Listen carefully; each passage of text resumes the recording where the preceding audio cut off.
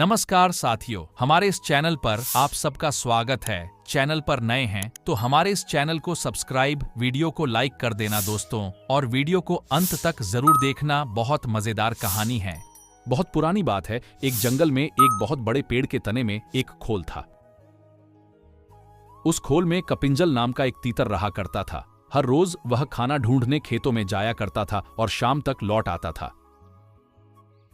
एक दिन खाना ढूंढते ढूंढते कपिंजल अपने दोस्तों के साथ दूर किसी खेत में निकल गया और शाम को नहीं लौटा। जब कई दिनों तक तीतर वापस नहीं आया तो उसके खोल को एक खरगोश ने अपना घर बना लिया और वहीं रहने लगा। लगभग 2 से 3 हफ्तों बाद तीतर वापस आया। खा खा कर वह बहुत मोटा हो गया था और लंबे सफर के कारण बहुत थक भी गया था। लौटकर उसने देखा कि उसके घर में खरगोश रह रहा है। यह देखकर उसे बहुत गुस्सा आ गया और उसने झल्लाकर खरगोश से कहा, "ये मेरा घर है, निकलो यहाँ से।" तीतर को इस तरह चिल्लाते हुए देख खरगोश को भी गुस्सा आ गया और उसने कहा, "कैसा घर? कौन सा घर? जंगल का नियम है कि जो जहाँ रह रहा है वही उसका घर है। तुम यहाँ रहते थे, लेकिन अब यहाँ मैं रहता हूँ और इसलिए यह मेरा घर है।" इस तरह दोनों के बीच बहस शुरू हो गई।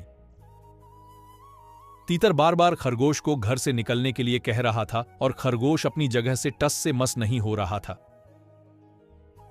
तब तीतर ने कहा कि इस बात का फैसला हम किसी तीसरे को करने देते हैं। उन दोनों की इस लड़ाई को दूर से एक बिल्ली देख रही थी। उसने सोचा कि अगर फैसले के लिए ये दोनों मेरे पास आ जाएं, तो मुझे इन्हें खाने का एक अच्छा अवसर मिल जाएगा। यह सोचकर वह पेड़ के नीचे ध्यान मुद्रा में बैठ गई और जोर जोर से ज्ञान की बातें करने लगी। उसकी बातों को सुनकर तीतर और खरगोश ने बोला कि यह कोई ज्ञानी लगती है और हमें फैसले के लिए इसके ही पास जाना चाहिए। उन दोनों ने दूर से बिल्ली से कहा, "बिल्ली मौसी, तुम समझदार लगती हो, हमारी मदद करो और जो भी दोषी होगा उसे तुम खा लेना।"